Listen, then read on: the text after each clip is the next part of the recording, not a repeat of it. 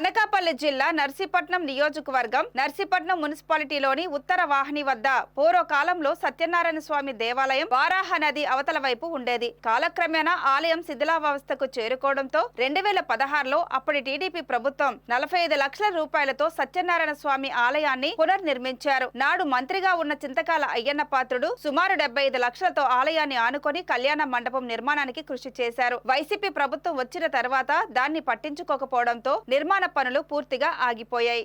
సత్యనారాయణ స్వామి ఆలయానికి బలిగట్టం గండుపాలలో భూములు ఉన్నాయి. దేవాదాయ ధర్మాదాయ శాఖ వారు భూములు కౌలు ద్వారా ఏటా 50,000 మాత్రమే ఆదాయం వస్తుంది. ఆలయానికి ఆదాయం అంతంత మాత్రమే ఉండటంతో ధార్మిక కార్యక్రమాల నిర్వహణకు ఇబ్బందులు పడుతున్నారు. బలిగట్టం సత్యనారాయణ స్వామి ఆలయాన్ని అన్నవరం దేవస్థానం తీసుకుంటే అభివృద్ధి చెందుతుందని స్పీకర్ చింతకాయల అయ్యన్న పాత్రుడు దేవాదాయ ధర్మాదాయ శాఖ కమిషనర్ దృష్టికి తీసుకెళ్లారు. బలిగట్టం దేవాలయం ఆలయ స్థితిగతులు ఆదాయ వివరాలను దేవాదాయ ధర్మాదాయ శాఖ అధికారులు కోరడంతో స్థానిక కార్యనిర్వహణాధికారి ఆ వివరాలు పంపించారు. దీంతో స్పీకర్ చింతకాయల అయ్యన్న పాత్రుడు అన్నవరం దేవస్థానం వారిని దత్తత తీసుకోమని కోరగా ఆ మేరకు అన్నవరం దేవస్థానం వారు దత్తత తీసుకున్నట్లు అధికారికంగా ప్రకటించారు. దీంతో దేవాలయం అభివృద్ధితో పాటు కళ్యాణ మండపం కూడా పూర్తవుతుందని ప్రజలు ఆనందం వ్యక్తం చేస్తున్నారు.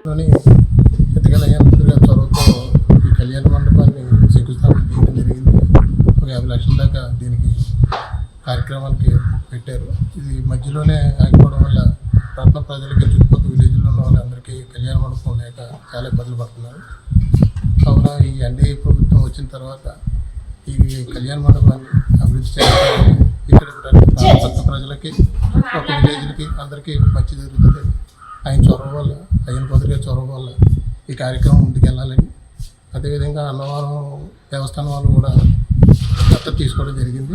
దీనివల్ల అభివృద్ధి చెందుతుందని పట్టణ ప్రజలు, విలేజ్లో ఉన్న ప్రజలు అందరూ కూడా ఆశిస్తున్నారు. అదే సత్యనారాయణ స్వామి గుడి అన్నవరం దేవస్థానం వాళ్ళు దత్తత తీసుకున్నారు కాబట్టి ఇక్కడ కళ్యాణ మండపం అది ఉంటే బాగుంటుంది, ప్రజలందరికీ బాగా ఉపయోగంగా ఉంటుంది. ఇప్పటి వల్ల కళ్యాణ మండపం ఉన్న వల్ల ప్రజలందరికీ బాగా ఉపయోగం ఉంటుంది.